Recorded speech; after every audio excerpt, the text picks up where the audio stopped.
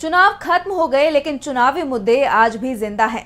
लोकसभा चुनाव के दौरान युवाओं के लिए रोजगार का मुद्दा काफी अहम नजर आया और इसका असर चुनाव के नतीजों पर भी साफ नजर आया और अब एक बार फिर ये मुद्दा गरमाया हुआ है। हाल ही में रोजगार पर आई सिटी बैंक की रिपोर्ट ने एक बार फिर केंद्र सरकार पर सवाल खड़े कर दिए हैं और अब इस रिपोर्ट के साथ ही कांग्रेस अध्यक्ष मल्लिकार्जुन खड़गे ने कई और रिपोर्ट पेश किए हैं, जिनमें देश में बेरोजगारी की भयानक स्थिति साफ नजर आती है। खड़गे ने मोदी सरकार पर गंभीर सवाल खड़े कर दिए हैं। पीएम मोदी के नेतृत्व में एनडीए सरकार एक बार फिर बेरोजगारी के मुद्दे पर घिरते हुए नजर आ रही है। हाल ही में आई सिटी ग्रुप की रिपोर्ट में ये खुलासा हुआ कि इस विकास दर के साथ भारत को अगले दशक में अपने बढ़ते कार्यबल के लिए पर्याप्त रोजगार पैदा करने में चुनौतियों का सामना करना पड़ेगा। इस रिपोर्ट ने पीएम मोदी के विकास के दावों की पोल खोल दी है। इसी कड़ी में सरकार पर हमला बोलते हुए कांग्रेस अध्यक्ष मल्लिकार्जुन खड़गे ने ट्वीट कर लिखा कि मोदी सरकार भले ही बेरोजगारी पर सिटी ग्रुप जैसी स्वतंत्र आर्थिक रिपोर्टों को नकार रही हो, पर सरकारी आंकड़ों को कैसे नकारेगी। सच ये है कि पिछले 10 साल में करोड़ों युवाओं के सपनों को चकनाचूर करने की जिम्मेदार केवल मोदी सरकार है।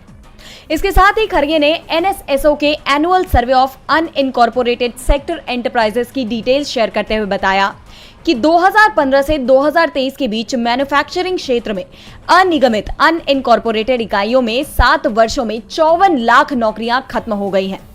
अनिगमित गैर कृषि उद्यमों में 12 वर्षों में केवल 16 लाख की मामूली वृद्धि हुई है।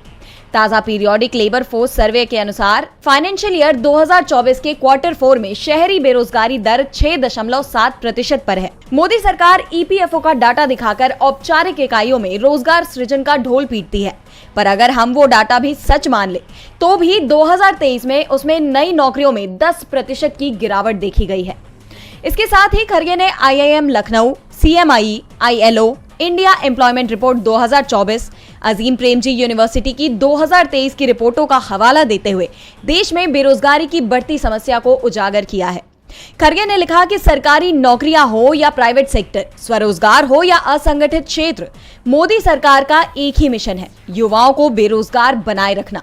अब ऐसे में देखना यह होगा कि केंद्र सरकार इस पर क्या प्रतिक्रिया देती है।